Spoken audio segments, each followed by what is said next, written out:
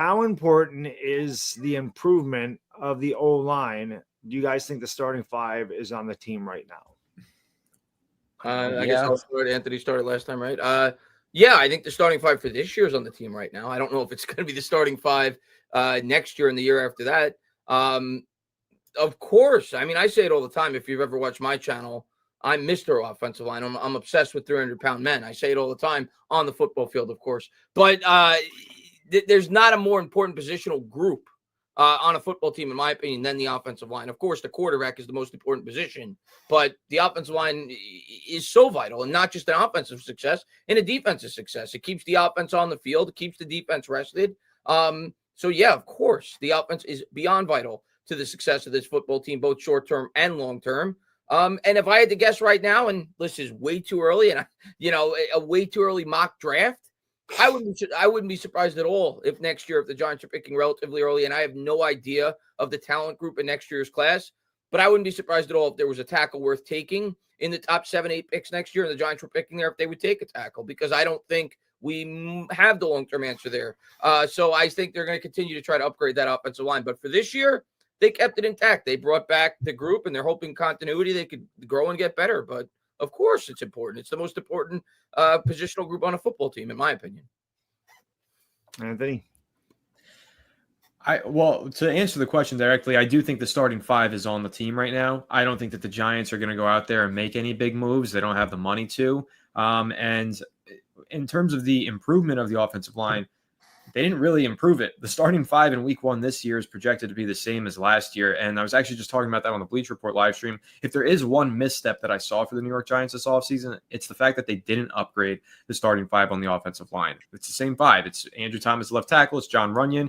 It's John Michael Schmitz, Greg Van Roten at right guard, and at right tackle, Jermaine Illuminor. Same five as last year. Now, of course, there is the variable of Marcus Bowe. Can he develop? Can he become a starter at some point this season? Of course, there's also Evan Neal. Will he turn things around? Very unlikely. So ultimately, they didn't really improve the offensive line. If there's one thing they should have done better this offseason, that's probably what it was. And like Chris said, next offseason, I could absolutely see offensive line being a top priority for this New York Giants team. Whether they're picking high in the draft or not, I could see them going after a tackle, maybe in free agency or in the draft, and trying to upgrade the unit, because there's big question marks. Like, as confident as I am that John Michael Schmitz is going to play better this year with better quarterback play under center, that's still just my confidence. That's not proof in the pudding. So I got to see it on the field before I believe it. And, I think generally speaking, at best, this offensive line is going to be average, probably slightly below. So hopefully they prove me wrong, but I think the starting five is on the team because they don't really have the money to make any more moves, but I do think that starting five could change a little bit. This is one area we actually slightly disagree, Anthony, and it's because you've been more optimistic than me about this team this year. By no means do I think we have a great offensive line. And if the offensive line stays healthy, which is a monster if, because Andrew Thomas has not been able to stay healthy, I actually think the Giants are going to have at least an average offensive line this year, because last year I thought the offensive line, when they were healthy, was adequate. I'm not saying it was great. I'm not saying it was elite. I think it was adequate. And I think with another year playing together with one another and adding a quarterback like Russell Wilson, who is a major upgrade in terms of pre-snap evaluation, putting his offensive lineman in the best situation to be successful, if they stay healthy, I think we could have a decent offensive line. But long term, as I said earlier, I still think we need a big upgrade at the tackle spot. Go ahead, Anthony. Sorry. I think it'll be decent, but I don't think the ceiling is quite there. And I think the floor is kind of overwhelming. Like, there's definitely a very low floor for this. Like you said, Andrew Thomas hasn't been able to stay healthy. If he gets injured, I mean, the whole line is going to collapse again. Probably so will the New York Giants season. And then obviously John Michael Schmitz, major question mark. So just across the line, I think that if we do get average offensive line play, we'll all probably be doing backflips and being really happy, because we haven't had average offensive line play in a long time. Yeah, I definitely, to answer the question, the second part of first, I do think the starting five is there. I don't think there's any question. Like Anthony said, we're not going to go out and get anybody at this point. What you got is what you got as far as the offensive line goes. As far as the improvement of the O-line, it's enormous, especially since you're going to have a rookie quarterback, or I guess technically he won't be a rookie next year, but he'll be a first-year starter in the NFL.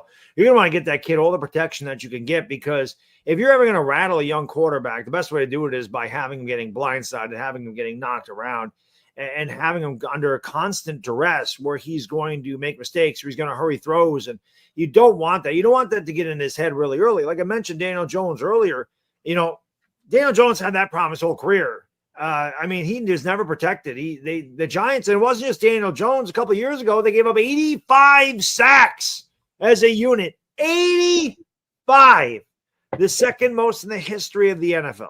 Right? That is inexcusable. That cannot happen. So the offensive line is incredibly important because for all the rule changes and all the deep throws and all the electric offensive plays that happen, this game is still won and lost in the trenches. And the Giants have lost in the trenches for years, and that's why they have lost games for years. And once they improve these things, and they certainly improve the defensive side of that football this year, they're definitely going to take a major swing at it next year. I don't think there's any doubt about it.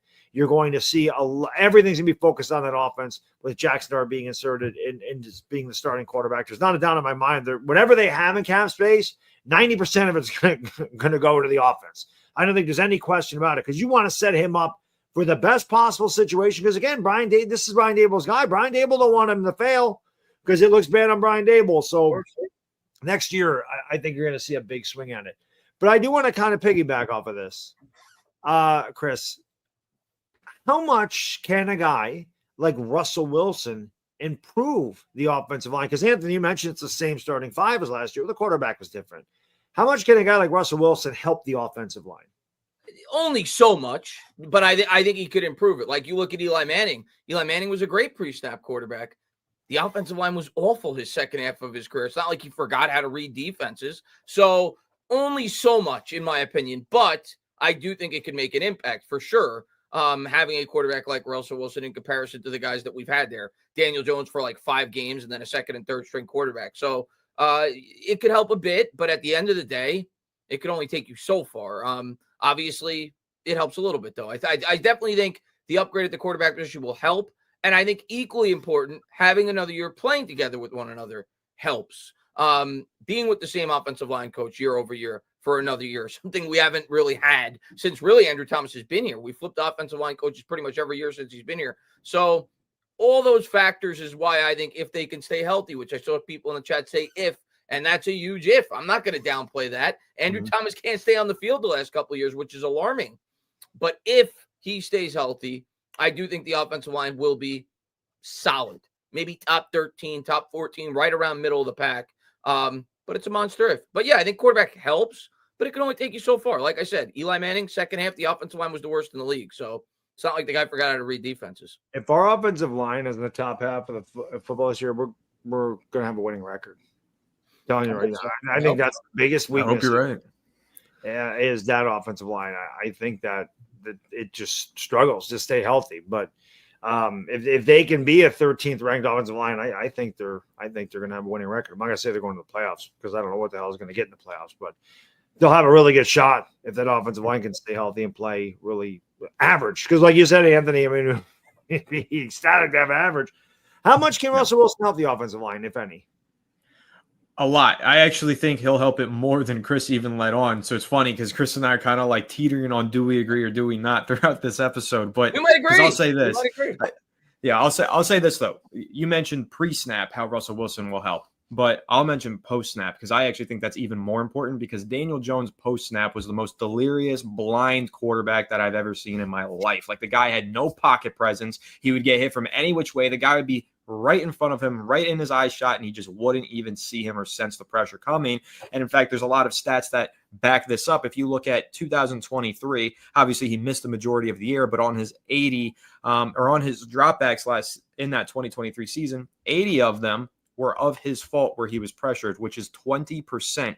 That got taken all the way down to 11% for Tommy DeVito and 14% for Tyrod Taylor. So 1 in every 5 pressures of Daniel Jones in 2023 was Daniel Jones's fault, according to Pro Football Focus. And that's pretty significant, especially when you factor in how many times he was sacked, and PFF credited him with 5 of his own sacks in those dropbacks. And then the season prior. If you have the PFF stats in front of you, I'm just curious.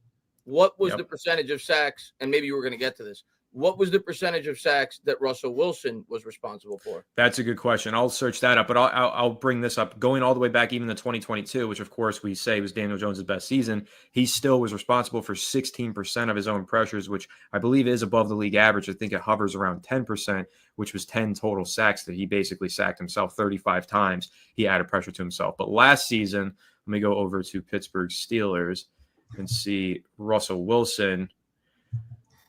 So he was high too at 22%. So wow. But I would also be willing to bet, and I'll actually double check this, that his passing grade under pressure was a lot higher than Daniel Jones's, but I got to find Jones's. But I don't know. I mean, listen, there's some quarterbacks that play better under pressure. And I think that Russell Wilson definitely plays better under pressure than Daniel Jones. But just from the eye test as well, over the last several years of watching Daniel Jones, one of the most frustrating things for me, I remember week 1 versus the Vikings, there was a 3rd down, and he just ran straight into a crowded pocket and took a sack when he had guys open.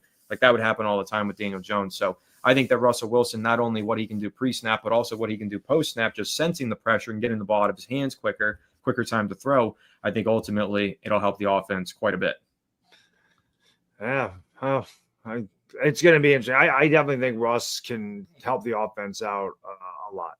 And like you mentioned, Anthony, the post snap too. Just him getting rid of the ball a little bit quicker. Although he wants to take deep shots too. I mean, it's one thing if you're setting up to throw the ball deep and to take a second. It's another thing if you're sitting back there and then you check it down 2 yards. So Russell Wilson's got no issues throwing the ball deep. And I think you put a video on Twitter showing all of his deep throws last year, over 20 yards. He obviously has no problem throwing the ball, airing it out. And I feel like Malik Neighbors could have a big one this year. And hopefully a guy like Jalen Hyatt can come out of obscurity and be that deep threat that the Giants thought they were getting when they drafted him out of Tennessee. They traded up for him. You hope Wandale can have a better year. You know, he's a slot guy. He's a yak guy. That's what he's supposed to be anyway. And you hope that a guy like Russ can lead him a little bit better. And that'll allow him to get a couple more yards. I mean, they say football is a game of inches. Can you imagine what a couple of yards can do on a yard after a catch? So Russ is an improvement, and we'll see how he does. He's not the same guy he was 10 years ago, but I definitely think he can help out the offense a lot just because he's very experienced. He's very cerebral, and, you know, he understands the game of football. I don't think there's any question about that. Yeah. Go ahead, Chris. Sorry. No, I'm agreeing with you. Yeah. Oh,